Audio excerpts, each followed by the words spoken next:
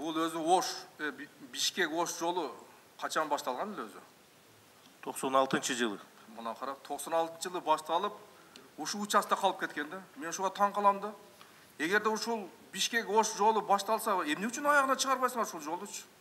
Мына кылган башы азыр талкаланып бүттү мисалгачы. Аларга дагы азыр жаңы жол куруш керек да бүгүнкү күндөчү. Ушул 67 километр участок ушу калып кеткен мынакей, 96 жылдан бери турат. Мисler толук ошону бүтүрбөйсүңөр ушундай жолдордучу алсаңар. Зейдин Исламович, чын эле баягы транспорт министрлиги негизи бүт эле жалпы жолду участка кылып бүт эле банктарга сунуштап атабыз. Ошол инвестиция долбоорду түзөлүк деп, инвестицияны алып куралык деп, бирок банктар кээ бирде толугу макул болбой, башка участкаларды алып, бул участок калып калды да. Эми мейли, ал мен жаңы эле анан айтайын мисалга, мына Ош Исфана жолу турат мына бүгүнкү күндөчү. Азыр Ош Исфана жолунун Ноокат участогу мына бүгүнкү чейин эчтеке чечилген жок. Бүгүнкү чейин жок мынакей азырчы. Бул да ушул акыбалга келет ушинтипчи. Ноокат участогу бүткүчө болгон жолдордун баары талкаланып бүтөт дагы. Азыркы маалда участокка финансирование табылып, тендер теги проектисин жасап атат. Ош Исфана жолун бар жогу уже жабылды. Бир жылдан кийин башталып калат, сиз айткан участок. Ноокат менен Кызылкаянын ортосу калат, ал дагы жабылды. Кантип жабылат ал? Эмне каяктан акча каражат тапты? Япония берип атат азыр. Качан башталат анда? Муну азыр проектисин жасайт. Проектисин жасайт. Эмки жылы проектиси бүтсө анан тендер. Макул. Андан кийин мен мына азыр ушул макулдашы боюнча айтайын. 67 километр экен участок, туурабы? Анан силер буга 60 миллион акча каражат сурап атасыңар да?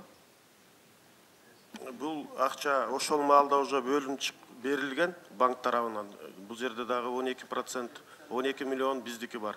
Ошо менен 72 миллион. Бул ошо маалда берилип уже бекитилип калган. Биз ага эмес, биз жанагы 0,5% деп жазылып атпайбы? Ошого келгенбиз бул жер азыр. Жок, ошол 67 километрге канча акча каражат кетти? 60 миллион каралган, бирок ал тендер аркылуу азыр 5 компания чыккан, ошо 5 компаниянын отчету бүткөндөн кийин билинет стоимость канча экенин точно. Мен таң калам да. Силер эмне үчүн анан каяктан 60 каяктан алып чыктыңар силерчи онда ошо тендерге? Ал жерде мындай болгон, буга чейин ТО болгон, инженерный оценка деп коет, ошо инженерный оценкадан ошо акча бөлүнүп чыккан да. Ошон үчүн мына эми сапаты эмне үчүн жок болуп атат, анда мен айтып коеюн.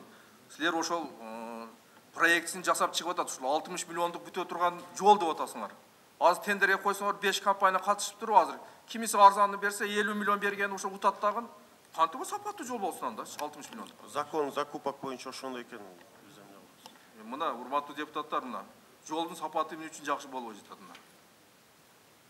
Андан кийин ал компаниянын өзгөдөн пайда калыш керек да мисалгачы, туурабы? Ошондуктан алар ошо жолго сапаты жок битумдарды колдонушат, башка технологияларды колдойт да, мына бүгүнкү күндө жолдун сапаты ушундай болуп атат. Анан айткыла, мына 60 миллион 67 километрге бул өтө чоң акча каражат булчу. Мындай караганда 1 километри 1 миллион долларга бүтүп атат. Туурабы? Ал жерде эч жаңы курула турган жол жок болсо, бүгүнкү күндө ошол жол бар, түз эле жол. Перевалы болбогондон кийин ал жолдун. Көпүрөлөр жок болсо, эми билбейм, ушул жагында карагыла эми. Өзүңө кредитке алып атасыңар мунун бардыгынычы. Анан биз эсеп кысап кылбай эле тегиз жолдорду 1 миллион доллардан жасап атабыз мынакей. Ошондуктан сапатында карагыла, акча каражатында карагыла мынтипчи. Ушул мен түшүнбөйм, бул эсептегенде ушулар ким эсептеп берет силерге ушул? Кайсы компаниялар бул? Немецкая Кокс деген компания эсептеп берген. Азыр бүгүнкү күндө сөздөр жүрүп атат, ошол компаниялар менен ошо подрядчиктер сүйлөшүп алып, алар көп акча каражатты коюп, кийин алар менен макулдашкан деген сөздөр чыгып атат. Жок, андай эмес. Себеби дегенде Кокс компаниясы бул проект долбоорун 4 жыл мурда жасаган, азыркы маалда подрядчик болуп атат. Ошон үчүн ортосунда эч кандай сүйлөшүүлөр болбошу. Анан 4 жыл мурда жасаса инфляция кайда кетти андачы мисалга? Сиз өзүңүз тааныштырып коюңузчу биринчи, сиз кимсиз? Мен ошо инвестиция долбоорун ишке ашыруу топтун АБР деп коет, ошо топтун жетекчисимин. Мына 1 жылдан бери. Сатыбалдиев Русланбек Амангелдиевич. Мына эми сапатына да көңүл бурайлы. Мына жана Сайдулла Хамбалов айтып кетти чындыгындачы.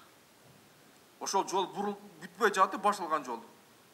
Башы бүткөн жол кайра талкууланып жок болду. Биз мындай болсо Кыргызстан боюнча биз жылына эле жаңы жолдор кура беребиз деп, эч качан биз жолду бүттүк деп туруп эми кичине эс алайлы деген болбойт экен да биздечи. Жылына жаңы жолдор кура беребиз, жол бүтпөйт да биздечи Кыргызстанда. Ошондуктан сапат жагында да көңүл бургула, анан акча каражатта көңүл бургула. Бул кредитке, бул барды Кыргызстандын эли төлөй турган акча каражаты бул.